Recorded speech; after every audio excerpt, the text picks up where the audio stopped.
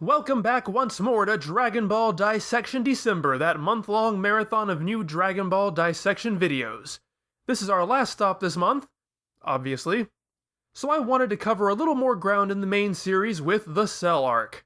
So last time on Dragon Ball Dissection, Frieza got cut in half. Again. Trunks did his best to lend Frieza some of his ki so that he could survive on his own, but instead it just blew Frieza to smithereens. Who'd have thunk? But with Goku finally arriving on Earth, we might get some answers to this new mystery.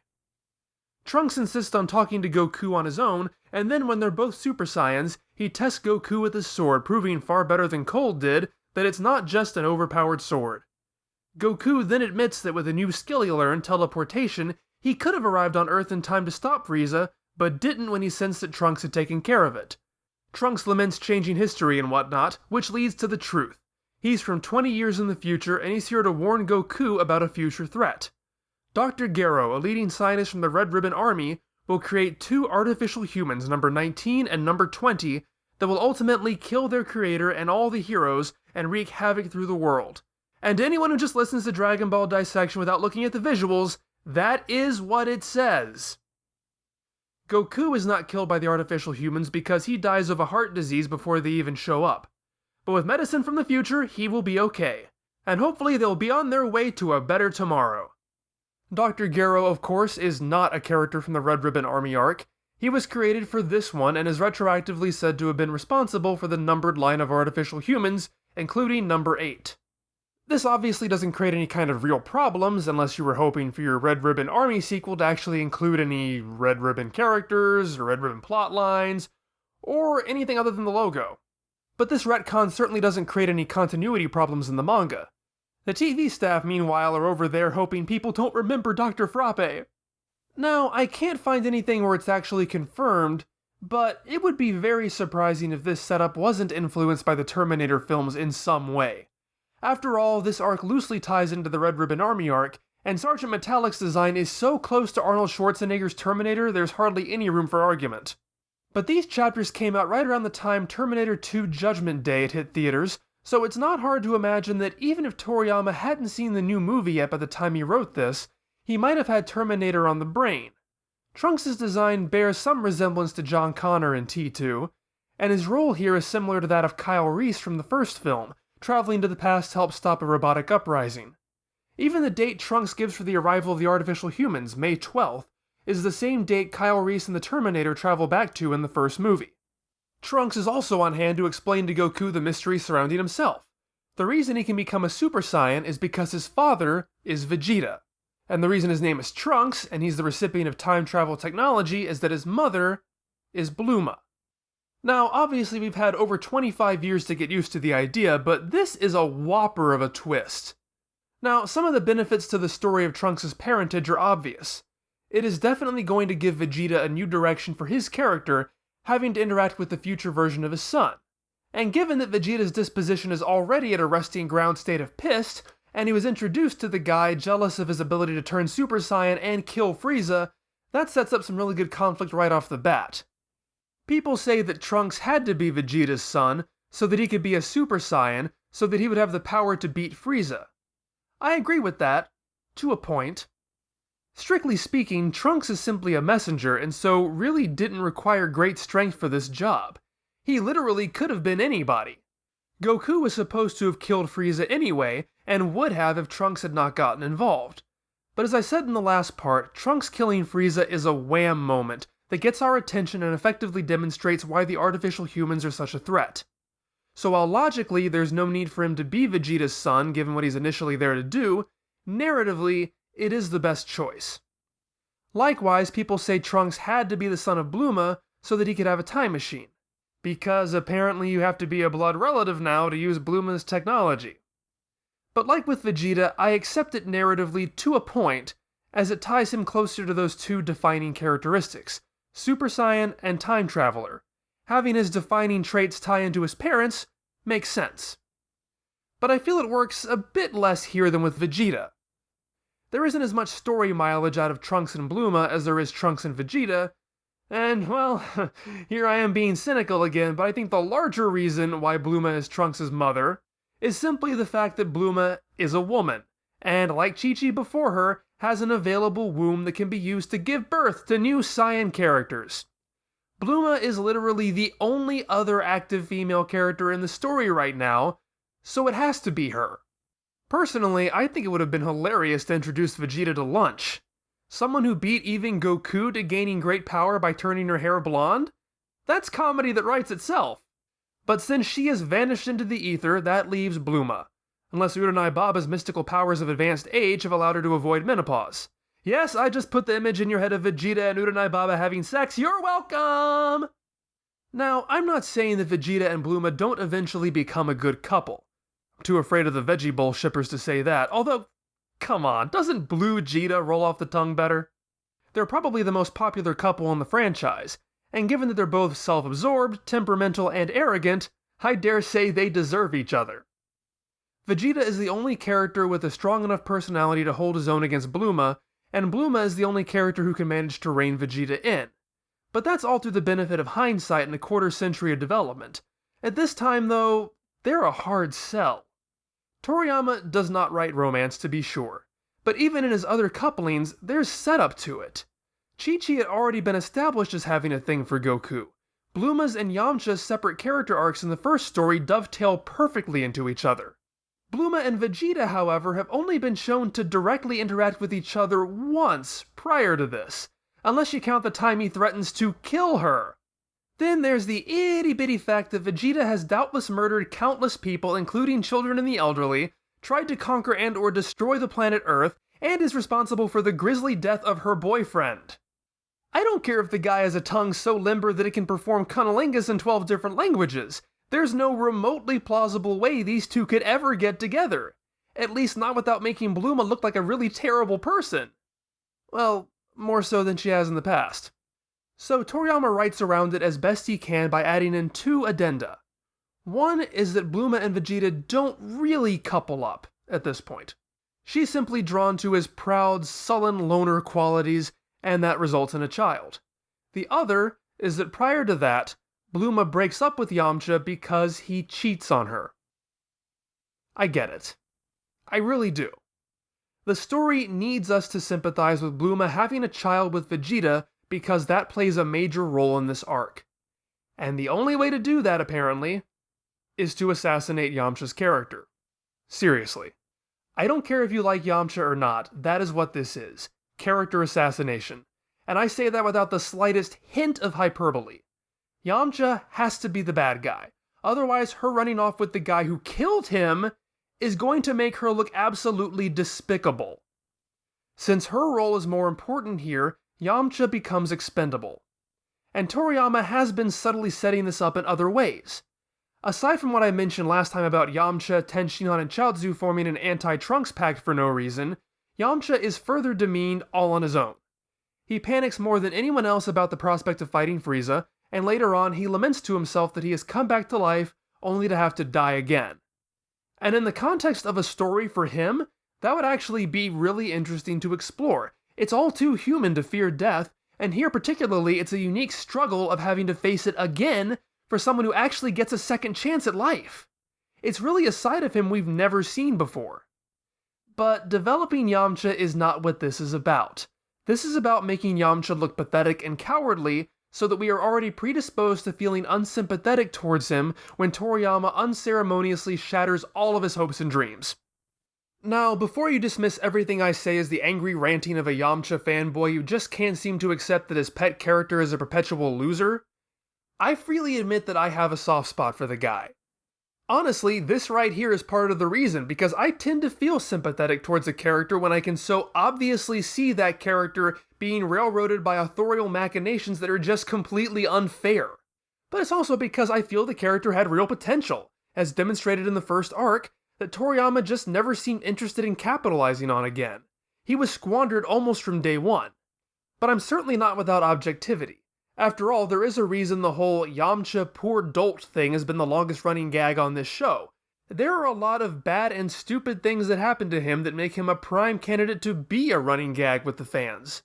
And I'm not going to repeat all of my analysis of his character from previous episodes, but up until this point in the story, I contend that it was just mishandling and apathy on Toriyama's part. That led to things like him becoming a measuring stick in tournaments so often that he lost all credibility to continue holding even that role. And that led to one of the earliest collection of character biographies and background information, the Adventure Special, giving a character as minor as Lanfan a husband, named Trunks, I'm serious, while contributing nothing interesting to a lead character like Yamcha. But this is the first time I see Yamcha being screwed on purpose. And it's in a way that is so antithetical to his character that even if I flat out hated Yamcha before this, I'd still balk at this as being completely out of left field. If you had spent years reading and watching and getting to know these two characters from the Hunt for the Dragon Balls arc until now, and you were suddenly told one of them was cheating on the other, which one would you guess is the cheater? Well, what do we know about these two characters? What we know about Yamcha is that he is a romantic. It's his defining character trait in the first arc, one that creates the comedy. He is a ruthless and powerful bandit, but he is vain and desires love more than anything else. What do we know about Blooma? Blooma is depicted as domineering, flighty, lustful, and yet prone to irrational bouts of jealousy. Those are elements that are all present in the manga. We never see Yamcha pursue another person when he's with Blooma. Ever. And while we never actually see Blooma cheat either, we certainly see behavior to suggest her to be more willing to do so. She's pawing at General Blue, swooning over Goku. She even considers Jackie Chun based solely on his name, and only roots for Yamcha, her boyfriend, upon realizing she doesn't find Jackie attractive. And before anyone accuses me of slut-shaming, there is no problem whatsoever with Blooma having a high libido, just like, in theory, there's nothing wrong with the Muten Roshi having a high libido. It's just what you do with it that determines whether it's good or bad, and Blooma is definitely shown to be more prone to wandering than Yamcha. There's also a long-standing impression that Yamcha and Blooma have a really dysfunctional relationship, and that examples of them fighting are evidence of Yamcha's debauchery. There is one instance in the Frieza arc where Blooma mentions that she and Yamcha fight all the time, as she regrets not pursuing Goku. But we only ever see 2 fights between them depicted, neither of which Yamcha is even present for. Whenever we see them together, they appear to get along just fine. When they do fight, Blooma's is the only side of the story we get, and yet in both of those instances, the characters around her treat her as if she's overreacting. That's the whole joke. Her mother explicitly tells Goku as much. There is absolutely nothing in either of those encounters, when taken with the appropriate context of the time, that suggests that Yamcha has actually cheated on her. In fact, him cheating on her is never mentioned or even suggested in those situations, not even by Blooma. In the Saiyan arc, no details are given as to why she's mad at him, and in the Red Ribbon arc, it's clear that she's jealous of the attention he's receiving, not that he's actually done anything. After all, if those scenes exist to present Yamcha as a cheater, then what's the joke? Sure, in this new context they serve as hints as to the reveal for later on, but in their own context, what purpose do they serve the here and now? Because if you look at those scenes with that new context, they come across as really, really sad. Here is Blooma bringing her relationship woes to her closest friends, to even her parents, and nobody believes her. They just believe her cheating boyfriend and tell her to get over it. Do you really think Toriyama, master of poop jokes, would write something so dour? Then again, I've always felt the whole angle of cheating in relationships and one-night stands really seem out of place in Dragon Ball in and of themselves. The fact of the matter is, people look at those scenes with the future knowledge already in mind, so when they retroactively apply it to those scenes, it's easy to go, hey, that makes perfect sense. It's like in Star Wars when Owen expresses concern that Luke has too much of his father in him. It's so cool, right? Because after you watch The Empire Strikes Back, it's obvious why Uncle Owen would be concerned about that. Because Luke's father is Darth Vader. It's like foreshadowing and stuff.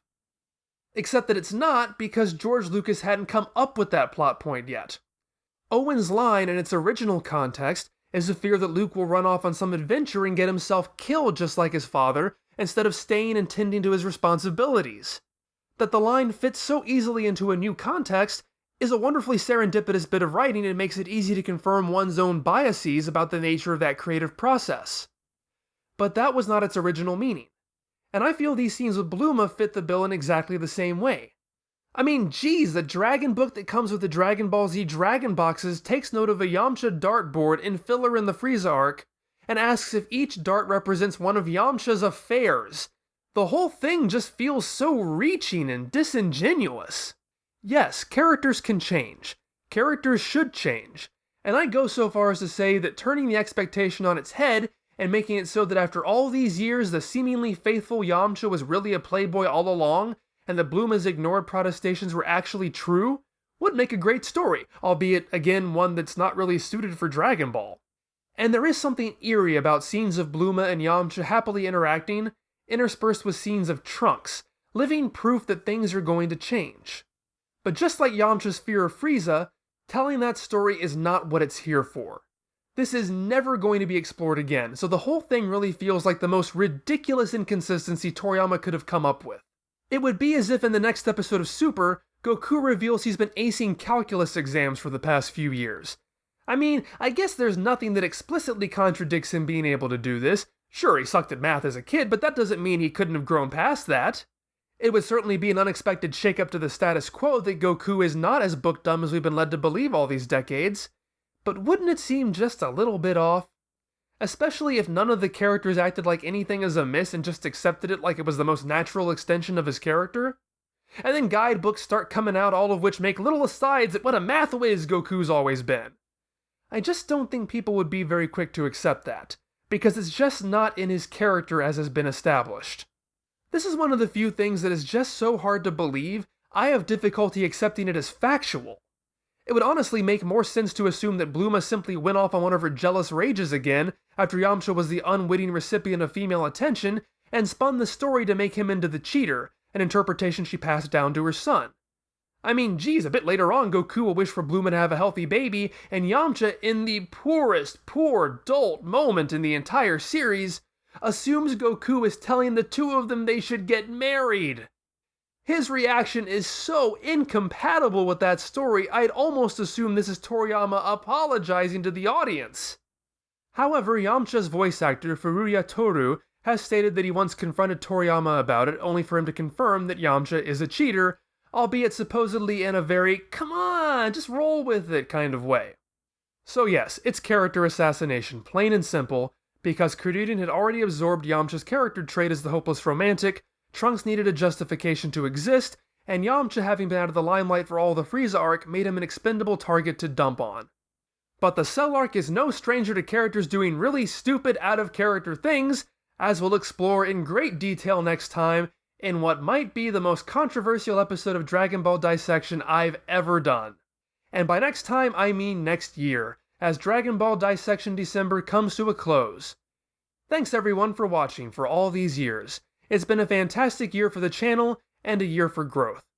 There are a few thousand more of you here, I'm happy to say, and I've learned new skills that have allowed me to give everything a bit more of a professional veneer. I wouldn't be able to do this without all the encouragement, so I appreciate you all. As always, this month is taking it out of me, so there's going to be a bit of a break before I return to Dragon Ball Dissection. But it will return with more of the Cell arc. I also intend to finally finish my ongoing review of the very first Batman cinematic outing. Hope to see you around for them. In the meantime, be sure to like, comment, and subscribe. There's plenty of other content around here to keep you busy. Happy New Year!